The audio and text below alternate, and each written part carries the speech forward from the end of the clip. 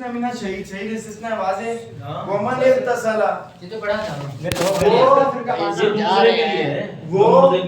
وہ جس کو غسل دے جس کو غسل دیا جاتا ہے نہ دیا کیوں غلط کر رہا ہے بھائی ہاں وہ اسے استثناء معلوم ہے مجھول ہے استثناء مجھول ہے معلوم ہے بھائی من اغتسل من اغتسل تھوڑی ہے اغتسل لے جائے وہ کہ جس نے غسل کیا ہو. اچھا شریعت کے اندر آپ لوگ شاید اس اشتباہ کر رہے تھے, میں سمجھ رہا تھا کہ آپ لوگوں کو حکم واضح ہے. حد جاری ہوتی ہے یا پھر قصاص لیا جاتا ہے تو شریعت کے اندر حد جاری اور قصاص جاری کرنے سے پہلے غسل کرتا ہے بندہ.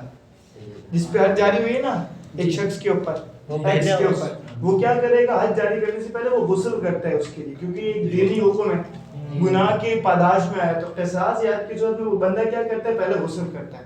اگر کسی نے پہلے غسل کیا ہے حد جاری ہونے کی وجہ سے یا قصاص ہونے کی وجہ سے, اب جب مرے گا وہ اب دوبارہ سے اس کو غسل کرنا ضروری نہیں ہے, یعنی پاک کہلائے گا.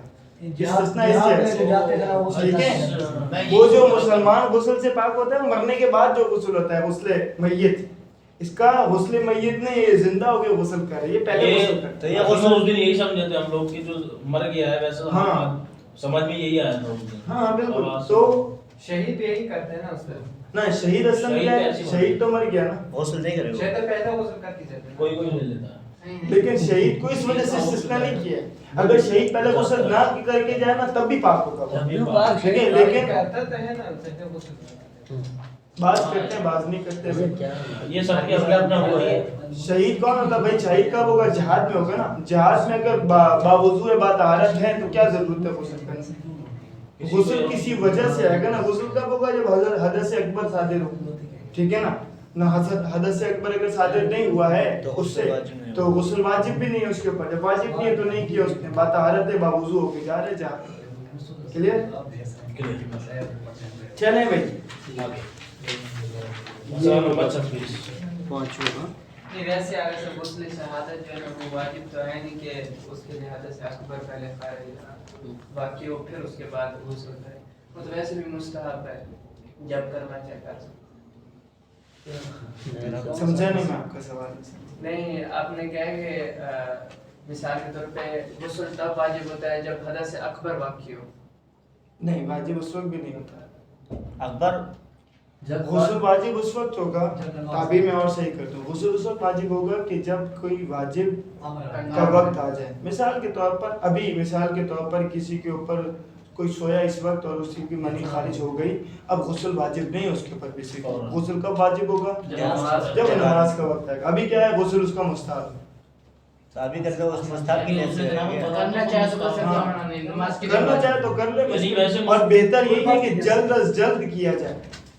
یہ خود مستحب ہے, خباثت ختم ہو جائے. اگر واجب کی نیت سے اگر کر لے تو واجب اور مستحب کی غسل میں نیت کرنے کی ضرورت نہیں, صرف یہ نیت کر لے میں غسل کرتا ہوں قربتاً للہ کافی ہے. نماز کا ٹائم ہے تو پھر اسی سے کام چل جائے گا. ہاں اگر نماز کا ٹائم نہیں ہے پھر وضو کرنا پڑے گا. نہیں غسل جنابت کیا غسل باقی ہے تو مثال کے طور پر صبح 7 بجے مجنب ہوا, 7:10 پہ اس نے غسل کر لیا اور ظہرین کے وقت تک اس کا غسل باقی تھا, یعنی اس کا کوئی بھی مبتلات وضو میں سے کچھ صادر نہیں ہوا, ٹھیک ہے, تو نماز پڑھ سکتا ہے اسی کے ساتھ. بلکہ ضروری ہے کہ آپ وضو نہیں کر سکتے, حرام ہے نا اس کے بعد جنابت کے بعد احتیاط کی بنا پر وضو نہیں کر سکتے. حرام پھر اس وقت واجب کی نیت سے تو نہیں کر سکتے. وضو کر ہی نہیں قربت اللہ کی نیت سے کریں. کہہ رہے ہیں کہ وضو خیر فرعی مسائل بہت سارے آ گئے. یہ معنی حل کر لیا آپ لوگوں نے لغت والے, کیوں نہیں کیے بھائی؟ کون سا والا, کون سا نہیں ملا بتائیے. اکبر اصغر والا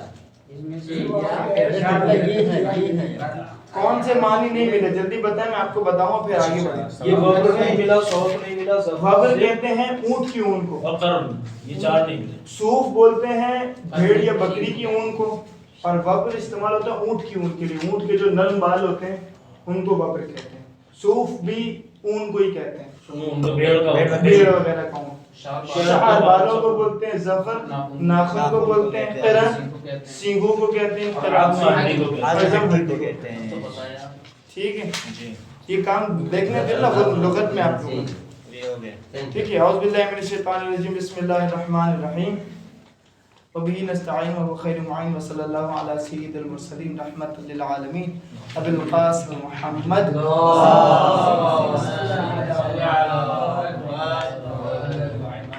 وآلہ الطیبین الطاہرین المعصومین لا سیما بقیۃ اللہ العظیم المحی والوحی اللہ الفدا ولعنۃ اللہ علی اعدائهم اجمعین اما بعد فقد قال اللہ تبارک وتعالی فی کتاب المبین وکلامہ المتین ووصدق الصادقین بسم اللہ الرحمن الرحیم رب اشرح لی صدری ویسر لی امری واحلل عقدۃ من لسانی یفقهوا قولی. یہ انفحہ مل گیا آپ لوگوں کو. انفحہ من الحیوان المیتہ یعنی کیا مطلب؟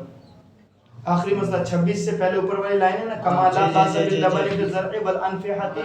اس کو ہم پڑھیں گے کیا؟ انفحہ انفحہ انفحہ کیا پڑھیں گے؟ انفحہ. کیا ترجمہ ہے اس کا؟ انفعاد من الحیوان المیتہ یعنی کیا مطلب؟ اب وہ جانور جس کی بدن میں جس جگہ میں روح نہیں ہوتی، جان نہیں ہوتی، وہ تو پیچھے بیان کر دیا نا، تو الگ ہو گیا، بیان کر دیا نا پیچھے. مما تحلہ الحیات پہلے اور پھر مما لم تحلہ الحیات پہلے بیان کر دیا، تو الگ سے بیان کرنے کیا ضرورت ہے؟ کانوں کے جو ظاہر ہے وہ تو زندہ ہونے کے باوجود تھا نا، یہ موت کی بات کہہ رہے ہیں. کان کو تو عزم کہتے ہیں جبلا. وہ زندہ ہونے کے بعد کیا تھا؟ دو معدے کا ایک حصہ ہے، تم کو بتا رہے ہیں معدے کا ایک حصہ، انسان کے پیٹ میں جو معدہ ہوتا ہے اس معدے کے ایک حصے کو کہتے ہیں انفحہ. انفحہ ٹھیک ہے، صحیح ہے. اگر آپ ہرن وغیرہ میں بیسیکلی جو مشک ہوتا ہے وہ کہاں پر ہوتا ہے؟ دن کہتے ہیں اس کو شاید. تو انفحاتی من الحیوان المیتہ یہ کہتے ہیں اس کو، حیوان کے معدے کا ایک جز ہوتا ہے. اگر آپ لغت میں دیکھتے تو آپ کو مل جاتا. آپ نے ہم نے شاید دم سنا ہے، توضیح بھی پڑھا. ناف کا اندرونی حصہ یعنی وہ معدے کی جگہ. اچھا یہ ہوتا ہے تو بیسیکلی اس کا اندرونی حصہ. ناف ہم کہتے ہیں تو تبادل جاتا ہے باہر کے حصے کی طرف، باہر کا حصہ مراد نہیں ہے، معدے کے ایک جز ہوتا ہے. ٹھیک ہے. خیر، بسم اللہ الرحمن الرحیم. لا ينجس اللبن بملاقات زرع النجس. اما انفحت فیجب غسل ظاہرها لملاقاته اجزاء المیتۃ مع رطوبۃ. کہہ رہے ہیں کہ دودھ نجس نہیں ہوگا بملاقات زرع النجس، ایسے تھن سے ملاقات کرنے کے سبب کی جو نجس ہو. مثال کے طور پر ایک مردار مر گیا ہے، اس میں سے اگر دودھ دویا جا رہا ہے، دودھ نکالا جا رہا ہے، ہم نے اوپر بیان کیا کہ دودھ پینے میں کوئی حرج نہیں، دودھ استعمال کرنے میں کوئی حرج نہیں ہے. تب وہ پورا بیسیکلی میتہ ہے. جب پورا میتہ ہے تو سب کچھ نجس ہے اس کا، ٹھیک ہے نا. تو تھن بھی کیا ہے؟ نجس ہے. جب دودھ نکالیں گے تو اس کے ساتھ تھن بھی ٹچ ہوگا. تو کہہ رہے ہیں کہ یہاں پر جو ہے وہ اس کا تھن کے ساتھ اگر ٹچ ہوتا ہے دودھ تو وہ نجس نہیں ہوگا. اما ہاں دودھ نجس نہیں کے ہوگا. ساتھ کس طریقے سے؟ دودھ جب نکالو گے تو ٹچ نہیں ہوگا، جہاں سے دودھ آ رہا ہے ٹچ ہوگی آ رہا ہے نا، ظاہر سی بات ہے ٹچ رہے گا. ہاں. تو کہہ رہے وہ نجس نہیں ہوگا. کوئی یہ تصور کرے کیونکہ یہ تو مردار ہو چکا ہے، جب مردار ہے تو نجس ہے، اگر دودھ ٹچ ہوگا تو یہ نجس ہو جائے گا تھن سے، تو نہیں. یہ بتا رہے ہیں کہ نہیں، آپ یہ شک آپ ذہن میں نہ لیں. اگر علیحدہ ٹچ ہو تو مطلب پھر نجس ہو جائے گا. نکال لیا اس کے بعد ٹچ ہو گیا نہیں تب بھی ظاہر بات یہ لا يجوز لبن ملاقات زرع نجس، تھن سے اگر ٹچ ہوا تو نجس نہیں ہوگا. نکالنے کے بعد بھی نکلنے کے ہر میں ہی تو دودھ آتا ہے. جی جی تھن میں ہی دودھ آتا نہیں وہ دیکھیے تھن کے اندر سے آتا ہے نا، نکلنے کے بعد اس کے ظاہر سے چپکتا ہے. نہ وہ تو سمجھنے کا، لیکن نکالنے کے بعد جو کچھ بات نکالنے کے بعد کیسے سوال آخر میں اما ٹھیک ہے. اما انفحات فیجب غسل ظاہرها لملاقات اجزاء المیتۃ مع رطوبۃ. رہی بات انفحہ کی، پس واجب ہو جائے گا اس کے ظاہر کو دھونا. ٹھیک ہے. لملاقات اجزاء المیتۃ کہ کب کہ جب یہ ملاقات کرے میتہ کے اجزاء کے ساتھ مع رطوبت، یعنی دونوں میں سے کوئی ایک بھی گیلا ہو. رطوبت کا مطلب ہے گیلا ہو، اور میتہ کے اجزاء سے کسی سے ٹچ ہو جائے تو کیا ہو جائے گا؟ وہ دھونا واجب ہو جائے گا. دھونا اس کو واجب ہو جائے گا. کلیئر ہوگی بات؟ اور اگر سوکھا ہو تو پھر دھونا واجب نہیں. اوپر دیکھیں دو چیزوں کو استثناء کیا تھا. کیا کہا تھا؟ کما لا باس باللبن فی الزرع. میتہ کا جو دودھ ہوتا ہے اس کو استعمال کرنے میں بھی کوئی حرج نہیں ہے، یعنی اس کا مطلب دودھ کیا ہے؟ پاک ہے. اسی طریقے سے کیا کہا تھا؟ انفحہ من الحیوان المیتہ، جو معدے کا ایک اندرونی جز ہوتا ہے اس کو بھی استعمال کرنے میں کوئی حرج نہیں ہے، ٹھیک ہے نا. تو اب کیا کہہ رہے ہیں، اب دودھ کا ایک حکم بتا دیا کہ دودھ اگر تھن کے ساتھ ٹچ ہوتا ہے تو وہ تو پاک ہو جائے گا. اب یہ میدا جو ہے یہ میدا کے کسی اور جز سے ٹچ ہو رہا ہے تو آیا یہ نجس ہوگا نہیں نجس ہوگا؟ کہیں گے اگر رطوبت ہے تو نجس ہو جائے گا. کلیئر ہوگی بات؟ اما الانفحۃ فیجب غسل ظاہرها، رہی بات انفحہ کی، واجب ہو جائے گا اس کے ظاہر کو دھونا لملاقات یا ظاہر میدہ دے. کیوں؟ کیونکہ اس کو جب پیٹ میں سے آپ نکالو گے، ایک جز ہے نا، جب پیٹ میں سے نکالو گے تو میدہ کی کسی جز سے اگر وہ ٹچ ہو گیا تو کیا ہو جائے گا؟ اس کے ظاہر کو دھونا ضروری ہو جائے گا، واجب ہو جائے گا. لیکن جب آپ دودھ نکال رہے ہو، دودھ بھی تھن سے نکال رہے ہو، کوئی سوال کرے بھائی دودھ بھی تو تھن سے نکال رہے ہیں، یہ میدے کا اجزا بھی تو پیٹ میں سے ہی اس کے نکال رہے ہیں، تو دودھ والے میں آپ نے کہا تھن سے دودھ ٹچ ہو تو نجس نہیں ہوگا، تو یہ بھی نجس نہیں ہونا چاہیے. اپنے منطق استعمال کرے، عقل استعمال کرے. تو کہہ رہیں گے بھئی عقل استعمال کرنے کی ضرورت نہیں ہے، ہم آپ کو مسئلہ بتا دیتے ہیں. تھن والی صورت میں دودھ پاک رہے گا، اما میدہ جب آپ نکالیں گے اور میدہ کی کسی دوسری اجزا سے یہ ٹچ ہو گیا تو اس کو دھونا پڑے گا. دھونے کے بعد آپ استعمال اس کو کر سکتے ہیں. کلیئر ہو گئی بات؟ اچھا یہ بھی کب کہ جب مثال کے طور پر ایسے جز سے ٹچ ہو کہ جو گیلا ہو، رطوبت والا، ورنہ اگر دونوں سوکھے ہیں جس سے ٹچ ہوا اور یہ دونوں سوکھے ہیں تو دونوں میں سے کوئی بھی نجس نہیں ہوگا. واضح؟ اچھا ابھی یہ مسئلہ آ رہا ہے وہی والا کہ جو آپ لوگوں کو پتہ ہے کہ یطہر المیت المسلم بتغسیلہ، کہ پاک ہو جاتی ہے میت مسلمان کی میت بتغسیلہ، اس کو غسل دینے کے ذریعے سے. فلا یتنجس ما یلاقیہ مع الرطوبۃ، ٹھیک ہے نا، پس کوئی چیز بھی نجس نہیں ہوگی کہ جو اس میت سے ملاقات کرے رطوبت کے ساتھ، باوجود رطوبت کے. یعنی جب اس کو غسل دیا جا چکا ہے، میت کو، مسلمان کو غسل دے دیا ہے، اب کوئی بھی چیز اس سے ٹچ ہوگی تو نجس نہیں ہوگی، چاہے وہ گیلی ہو چاہے یہ گیلی ہو، کوئی بھی گیلی ہو. واضح؟ اور سوکھی ہو تو بے طریقے والا نجس نہیں ہوگی. وسیاتی فی صفحہ 46، ٹھیک ہے، وجوب غسل مس میت بملاقاتہ بعد برده وقبل اتمام تغسیلہ. ان قریب صفحہ نمبر 46 پر ایک حکم آ جائے گا کہ حکم کیا ہے کہ غسل مس میت واجب ہونا، ٹھیک ہے نا، مس میت کا غسل واجب ہونا. بملاقات ہی کب واجب ہونا؟ کہ جب آپ میت سے اپنے جسم کو ٹچ کرو، بدن کو ٹچ کرو. کب؟ کہ بعد بردی، کہ جب وہ ٹھنڈا ہو چکا ہو، قبل اتمام تغسیلی، اور اس کو غسل نہ دیا گیا ہو. بدن ٹھنڈا ہو گیا، غسل دینے سے پہلے اگر آپ نے میت کو ٹچ کیا تو غسل واجب ہو جائے گا. وَإِنْ كَانَتِ الْمُلَاقَاتُ بِغَيْرِ رطوبۃ، اگرچہ آپ نے جو ٹچ کیا میت کو دونوں سوکھی ہوں تب بھی، رطوبت نہ ہو، آپ کا ہاتھ بھی سوکھا ہو، میت بھی سوکھی ہو، پھر بھی آپ نے اس کے بدن کے کسی اجزا کو ٹچ کیا تو غسل واجب ہو جائے گا. ٹھیک ہے، واضح. خامس الدم الخارج من الانسان ومن كل حیوان له نفس سائلۃ، خون نجس ہے جو نکلتا ہے، جو نکل خارج ہو، من الانسان، انسان سے خارج ہو، یا ہر اس حیوان سے خارج ہو کہ جو خون جہندہ رکھتا ہے، ٹھیک ہے، خون سائلہ رکھتا ہے. وَإِنْ كَانَ مُحَلَّلُ الْعَقْلِ، ٹھیک ہے نا، اگرچہ وہ کون سا ہو، ایسا گوشت کہ جس کا گوشت کھانا، ایسا حیوان جس کا گوشت کھانا حرام، یعنی محلل العقل ہو، یعنی جس کا کھانا حلال ہے، اس کا بھی اگر بدن کاٹا جائے اور اس میں سے خون خارج ہو تو وہ خون کیا ہے؟ نجس ہوگا. وَيُسْتَثْنَى مِنْ ذَلِكَ الدَّمُ الْمُتَخَلَّفُ فِي الْحَيْوَانِ الْمُذَكَّى بِالذِّبْحِ، استثناء کیا گیا ہے اس خون سے، اس خون کو کہ جو باقی رہ جاتا ہے، متخلف یعنی جسم میں باقی رہ جاتا ہے، کہ جو باقی رہ جاتا ہے فی الحیوان، اس حیوان میں، المزکہ بالذبح، کہ جس کو تزکیہ کیا جاتا ہے ذبح کے ذریعے سے، یعنی ایسا حیوان کہ جس کو شرعی طریقے سے ذبح کیا گیا ہے اور ذبح کرنے کے بعد اس کے جسم سے جو خون نکلنا تھا وہ نکل گیا، اور باقی جو اس کے اندر پھیپھڑوں میں یا آنتوں میں یا جو بھی خون باقی بچ گیا ہے وہ خون پاک ہے، اس پہ طہارت کا حکم لگے گا، وہ نجس نہیں ہوگا. یعنی اس کو استثناء کیا گیا، ٹھیک ہے. نہیں اگر سب کچھ جو ہے وہ سامنے گوشت کے اوپر لگا ہوا تھا وہ بھی پاک ہے، جہاں سے ذبح کرتے ہیں جس جگہ سے گوشت کے اوپر جو لگا ہوا ہوتا ہے. کیا بیان کیا انہوں نے ابھی؟ जो निकलना वो तो निकल गया। हाँ, जो जिस्म के अंदर बाकी रह गया वो, ये जो खून से गर्दन निकला ये तो नजिस है ही है। यानी जब आपने रग काटी है, शरीर तरह ज़िबा करें तो जो गर्दन से खून निकल रहा है ये सारा नजिस है, इसके ऊपर निजाजत का हुक्म लगेगा, इससे बचना भी जरूरी है। ये पूरा निकलने के बाद जब आप ज़िबा करते हैं तो कुछ देर के लिए जानवर को छोड़ते हैं, वो थोड़ा सा तड़पता है और खून उसका निकलता रहता है।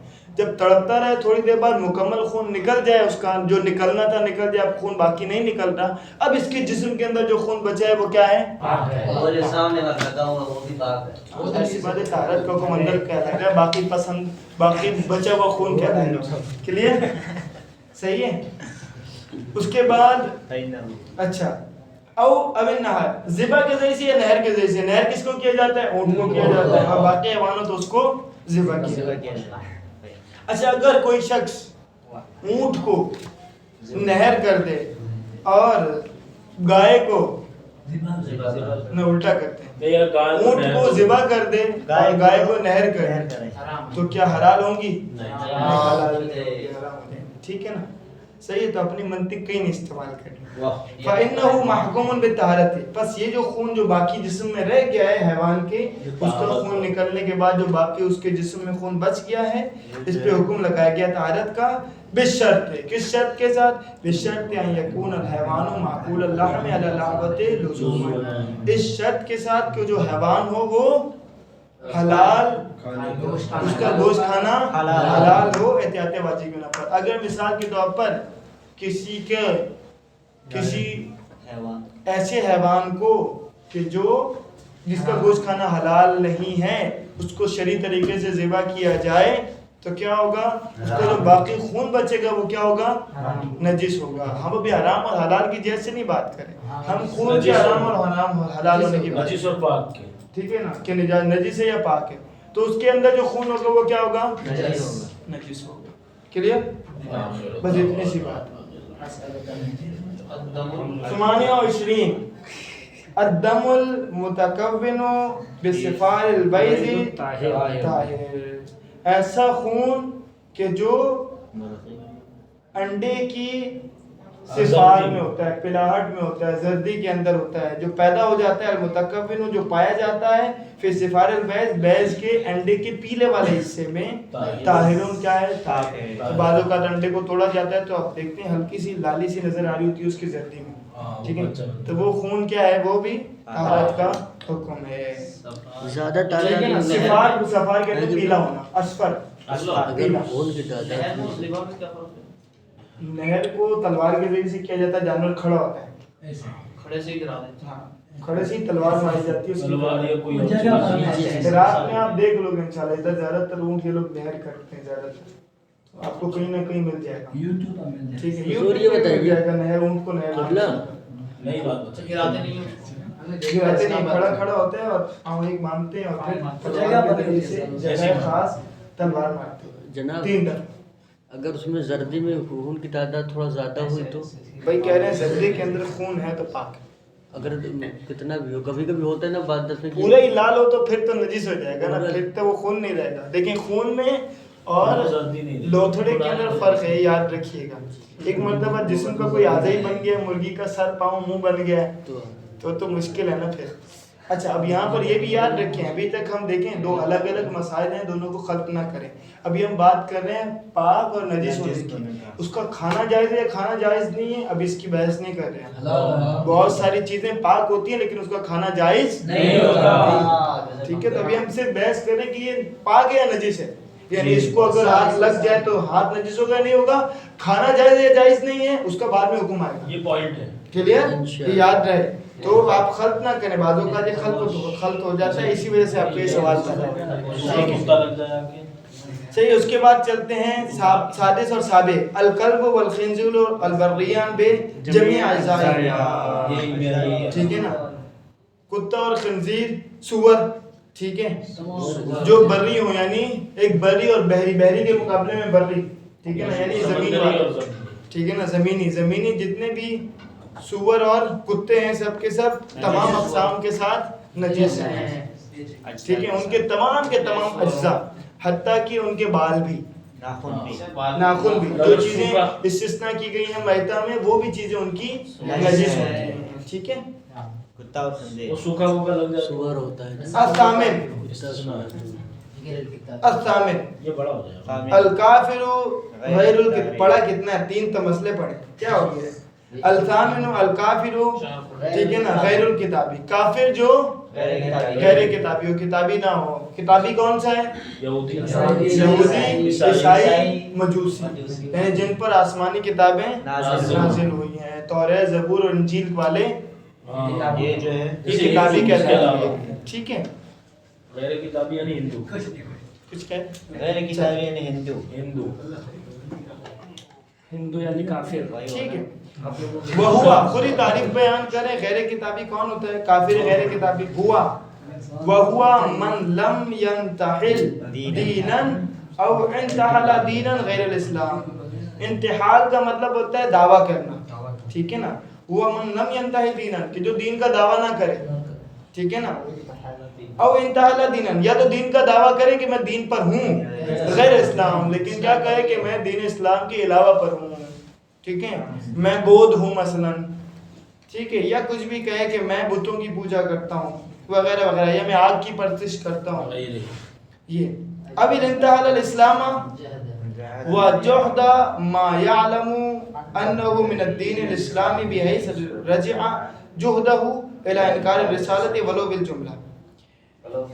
क्या कह रहे हैं? वलो फिल जुमला, फिल जुमला क्या कह रहे हैं? कह रहे हैं कि भाई या तो वो दावा करता है इस्लाम का ही, लेकिन उसका और वजहदा मायालम, और क्या करता है? इनकार करता है उस चीज़ का कि जिसको वो जानता है कि ये दीन इस्लामी में से है, ठीक है। यानी पहले मसला समझा देता हूँ, फिर इबारत पढ़ दूंगा तर्जुमा। कहना क्या चाह रहे हैं? 3 किस्में बयान की। पहला बंदा वो काफिर है, गैर किताबी है, कि जो दीन जो कहता है मैं दीन ही नहीं, दीन का दावा ही नहीं।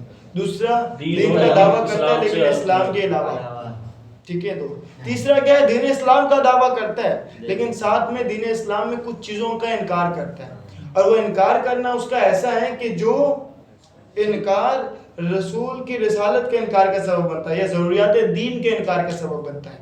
जो इनकार पलटता है इस बात की तरफ कि हकीकत ये रसूल की रिसालत का इनकार कर रहा है, तो भी ये क्या हो जाएगा?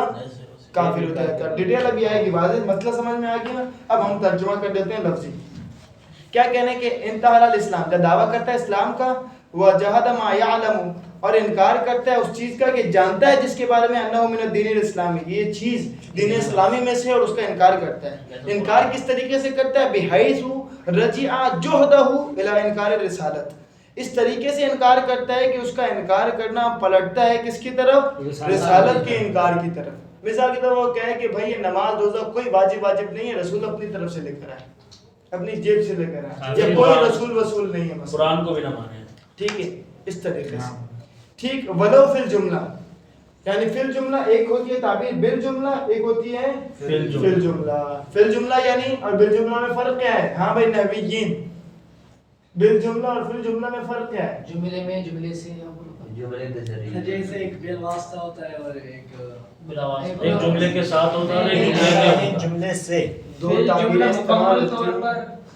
फिल जुमला लगते हैं मुकम्मल तौर पर, और मिन जुमला जो होते हैं बाज को लेते हैं। बिल जुमला, बिल बिल जुमला और बिल फिल कच्चे होते हैं। बिल जुमला बाज को लेते हैं और फिल जुमला मुकम्मल तौर पर। उल्टा हो गया, अच्छा ठीक है, सही। ये एक फर्क होता है बिल जुमला और फिल जुमला के अंदर, ठीक है ना। फिल जुमला यानी बाज, बिल जुमले मुकम्मल, तमाम चीजों का इनकार नहीं कर रहा दीन इस्लामी की, कुछ ऐसी चीजों का इनकार कर रहा है कि जिससे रिसालत का इनकार हो, ठीक है, वाज़ेह।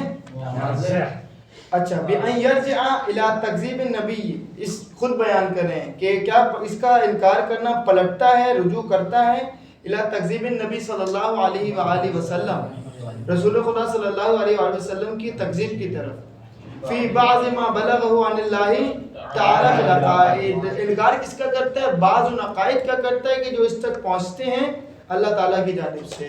उनके बारे में क्या है, वो मुर्तद हो जाता है?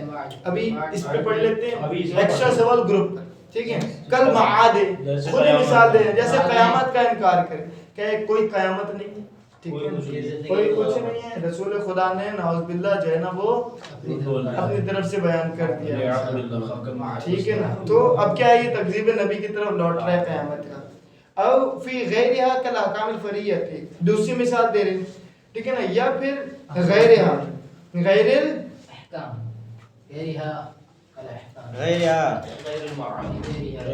یا انکار کرتا ہے فی العقائد او غیرہا, غیر العقائد, ٹھیک ہے نا, فروع دین میں عقائد کے علاوہ کا انکار کرتا ہے کل احکام الفریہ, جیسے فروعی احکام, فروع دین کا انکار, نماز روزہ ٹھیک ہے نا, زکات خمس مثل الفرائض, جیسے فرائض کا انکار کرتا ہے, نماز واجب نہیں ہے, روزہ واجب نہیں ہے, مودت ذی القربہ اور اہل بیت کی مودت کا, محبت کا انکار, تو وہ کافر ہے. کافر ہے, ٹھیک ہے نا. یہ انکار کرنا ایسا ہو کہ جو پلٹتا ہو کس کی طرف, رسول کی رسالت, رسول کی رسالت کی نفی کی طرف. یہ ائمہ کی امامت کی اس میں آ جائے گی. مودت ذی القربہ اہل بیت آگے سے پہلے سنت والے وہ امامت کو نہیں مانتے. دیکھیں اہل سنت مودت نہیں رکھتی. امامت جو ہے اس کو کاؤنٹ کیا جاتا ہے اصول مذاہب میں سے. ہمارے پاس ایک اصول عقائد ہے, ایک اصول مذاہب ہے. اصول عقائد جو ہے اس کی 3 تقسیمات ہیں, ٹھیک ہے نا, ٹھیک ہے. اور اصول عقائد کون سے؟ اصول عقائد ہیں توحید, نبوت, قیامت, جو ان کے دین امامت قیامت, ٹھیک ہے نا. باقی جو رہی امامت, امامت کو اصول مذاہب میں سے قرار دیا جاتا ہے, اصول دین میں سے. جو اصول دین کا انکار کرے گا وہ تو کافر ہو جائے گا, ہمارا جو اصول مذہب کا انکار کرے گا وہ کافر نہیں ہوتا. اب دیکھیں مسلمان کون ہوتا ہے؟ مسلمان ہوتا ہے کہ جو 2 شہادتوں کی گواہی دیتے ظاہر لا الہ الا اللہ محمد رسول اللہ, وہ ہوا دخل فی دائرۃ الاسلام, ٹھیک ہے, وہ داخل ہو جائے گا دائرہ سے. حتیٰ کہ آپ یہ دیکھیں جنگ جہاد چل رہا ہوتا تھا, واقعات کہ کسی نے تلوار چلا رہے ہیں, جنگ ہو رہی ہے مسلمانوں سے, اور ظاہر دیکھو کیا کہ میں مسلمان ہوں, لا الہ الا اللہ محمد رسول اللہ, تو اس کو چھوڑ دیا جاتا تھا, قتل نہیں کیا جاتا تھا. جبکہ پتہ ہے جان بچانے کے لیے بھی تلوار آ گئی, جان بچانے کے لیے کیا کر رہے ہیں, دین اسلام کو قبول کر رہا ہے. لیکن ظاہری اعتبار سے جیسے ہی اس نے شہادتین کا کلمہ پڑھا تو اس کے اوپر مسلمان کا حکم لگ جاتا ہے. بھلو ہم جانتے ہیں اچھی طریقے سے, ٹھیک ہے نا, کہ یہ بھی مسلمان صرف جان چھڑانی ہوئے, تب بھی اس کے اوپر کیا حکم لگتا ہے, مسلمان, ٹھیک ہے. اما الکتابی, رہی بات کتابی کی, کتابی کون ہوتا ہے؟ فلا یبعد, اس کا حکم کیا ہے؟ فلا یبعد حکم بطہارتی من کان الاحتیاط حسنا, بعید نہیں ہے کہ حکم لگایا جائے اس کتابی کی طہارت کا, یعنی پاک ہے, ٹھیک ہے, لیکن احتیاط بہتر ہے, یعنی ان کے اوپر پاک کا حکم ہوگا. مثال کے طور پر یہ سوال مسائل آپ سے پوچھیں گے کہ بھائی ہمارے آفس میں جو ہے نا وہ کرسچن کام کرتے ہیں, مثلا جو چائے بنانے والی ہے یا صفائی کرنے والی وہ کرسچن ہے, اب کیا نجس ہو جائے گا پورا آفس, یا وہ چائے بنائے گی تو ہم پی سکتے ہیں نہیں پی سکتے؟ تو بھائی کتابی ہے وہ, ٹھیک ہے, اس کے اوپر طہارت کا حکم لگتا ہے تو کیا ہوگا, وہ پی سکتی ہے, جائز ہو جائے گا, وہ پاک ہے, ٹھیک ہے, نجس نہیں. جب نجس نہیں ہے تو باقی چیزوں کو بھی نجس نہیں کرے, ٹھیک ہے نا. اما المرتد, رہی بات مرتد کی, فیلحقہ حکم الطائفۃ التی لحق بہا, رہی بات مرتد کی تو مرتد ملق ہو جائے گا اس گروہ کے حکم کے ساتھ کہ جس کے ساتھ ملق ہوگا. سمجھ میں آگے بات, ہندو ہوگا, ہندو کے ساتھ کسی اور مذہب کی طرف, جس مذہب کی طرف گئے تو جو اس مذہب کا حکم ہوگا وہی اس کے ساتھ. احسن, تم اور واضح کریں گے, یعنی اس کے اوپر کیا حکم لگے گا, پاکی کا یا نجس کا؟ وہ جس کے ساتھ گیا جس مذہب کی اگر طرف یہ لوٹے, ہوگا مثال کے طور پہ اسلام چھوڑا ہے اور تو کافر ہو گیا نا, کافر تو ہو گیا, لیکن عیسائی بن جاتا ہے. احسن, تم یہی مطلب ہے کتابی کی طرف کہ اگر وہ جس کی اگر کتابی کی طرف مرتد ہوا ہے وہ کافر تو ہو گیا لیکن عیسائی بن گیا, تب اس کے اوپر حکم کیا لگے گا, طہارت کا, یہ پاک ہے. اور اگر وہ ہندو بن گیا ہے, بالکل کتابی کے علاوہ مرتد ہو گیا ہے, تو وہ کیا ہو جائے گا, نجس. تو جس کے ساتھ ملق ہوگا مرتد اسی کا حکم اس کے اوپر آ جائے گا. صلی اللہ علیہ سیدنا شفیعنا. یہ آخری مسئلہ پڑھ لیں, تاسے پھر الگ اسی کے ساتھ کافر کے ساتھ ہی تعلق ہے, آخر تاسے پھر کل پڑھیں گے, ٹھیک ہے نا. ایک لائن ہے لمبا. مسئلہ نمبر 29, لا فرق في نجاسة الكافر والكلب والخنزير بين الحي والميت ولا بين ما تعلق الحياة والنجاسة, یعنی شروع سے لے کر آخر تک سب چیزیں اس کی نجس ہیں, چاہے وہ مر جائے چاہے وہ زندہ رہے, چاہے مر جائے چاہے زندہ ہو. صلی اللہ علیہ وسلم. وسلم. اگر آپ کا